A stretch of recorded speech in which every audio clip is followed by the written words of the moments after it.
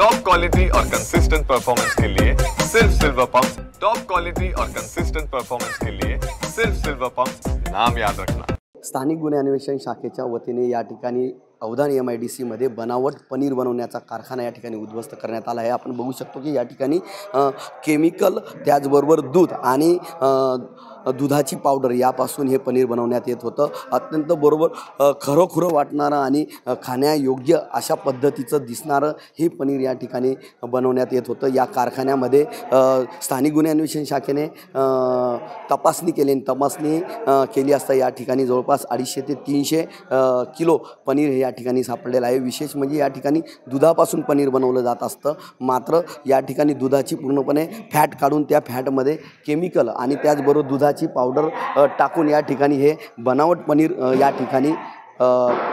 या ठिकाणी केले जात होतं आणि त्यानुसार या ठिकाणी आता ही कारवाई करण्यात आली आहे। पोलीस प्रशासनाच्या वतीने आणि त्यानंतर अन्न औषध प्रशासनाला या ठिकाणी बोलवण्यात आलं आणि त्यानंतर हे पनीर या ठिकाणी पकडण्यात आलं। या संदर्भात हे पनीर आता तपासणीला पाठवून त्यानंतर त्याला नष्ट करण्यात येणार आहे। मात्र खऱ्या अर्थाने या ठिकाणी सणासुदीचे दिवस आहे आणि सणासुदीच्या दिवसांमध्ये अनेक खाद्यपदार्थ नागरिक खात असतात, मात्र या ठिकाणी जे काही अन्न औषध प्रशासन आणि या ठिकाणचे काही विभाग आहे हे विभाग नेमकं काय करतात याकडे देखील आता प्रश्नचिन्ह निर्माण झालेलं आहे। त्यामुळे आता हे जवळपास 66,000 रुपयाचं हे पनीर जप्त करण्यात आलेलं आहे आणि याच्या पुढची कारवाई आता सध्या सुरू करण्यात आलेली आहे।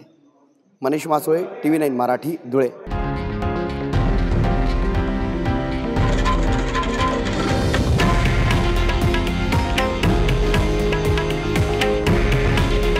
हे आहे देशातील नंबर 1 न्यूज नेटवर्क आणि आपण पाहत आहात TV9 मराठी। काळजी तुमची, हित महाराष्ट्राचं।